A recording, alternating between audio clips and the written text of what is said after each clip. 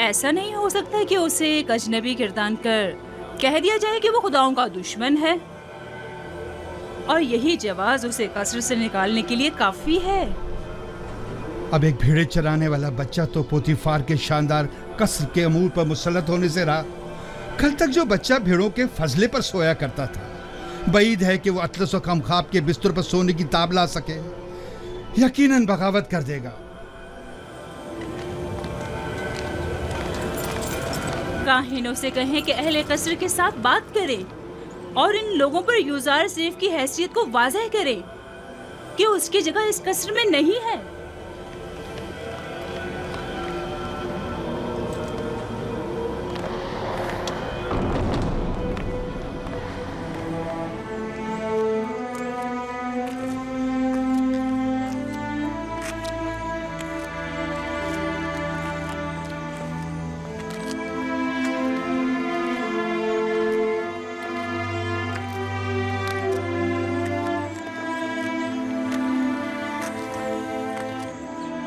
मानो हुजूर, कल रात मैंने यूजार सीफ को किसी और खुदा के साथ राज और नियाज में मशगूल देखा। कोई भी बुत वहाँ पर नहीं था। वो ऊपर देखकर बातें कर रहा था। बहुत खूब, आज रात मुझे दिखाना, मैं खुद नजदीक से देखना चाहती हूँ। जरूर बानो हुजूर। इससे भी ज्यादा अजीब बात यह है कि वो दीवानों की तरह अपने आप से बातें कर रहा था। सब लोग यूजासीफ को ज़हीन और फतीन कहते हैं और तुम दीवाना। वहाँ क्या कर रहे हो? घास चुन रहा था।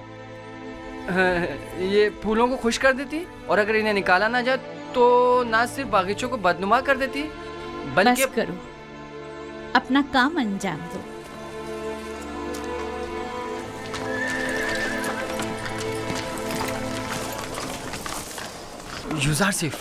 यूजार सिफ, तुम कहाँ हो?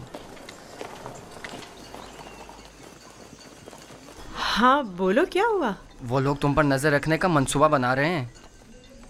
कौन? कारी मामा और बानो जुलेखा का कह रहा हूँ। उनका ख्याल है तुम किसी और खुदा की परस्तिश करते हो। काहिन भी यही चाहते हैं कि सबको तुम्हारे खिलाफ कर दें। तफसील मैं तुम्हें बाद में बताऊंगा, अभी चलता हूँ। ये तुम्हारे हाथ में क्या है? तुम्हारे लिए तोड़े हैं। मेरे लिए? मैं कोई चरिंदा तो नहीं, मैं इस घास का क्या करूँगा? नहीं, यानी तुम्हारी खातिर तोड़ने पर मजबूर हो गया। बात तो वही हुई ना। ओहो, माफ़ करो भाई, मुझे क्या पता किस लिए तोड़े हैं।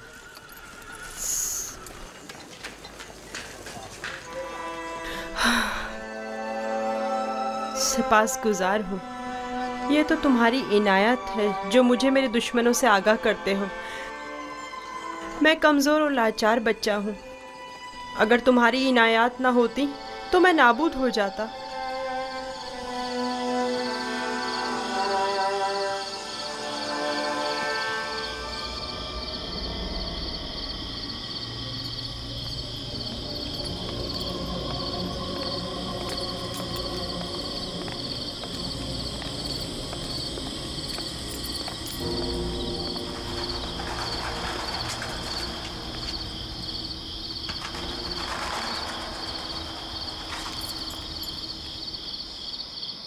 पता नहीं, शायद निश्चिप को अपने खुदा की परस्तिश करता है।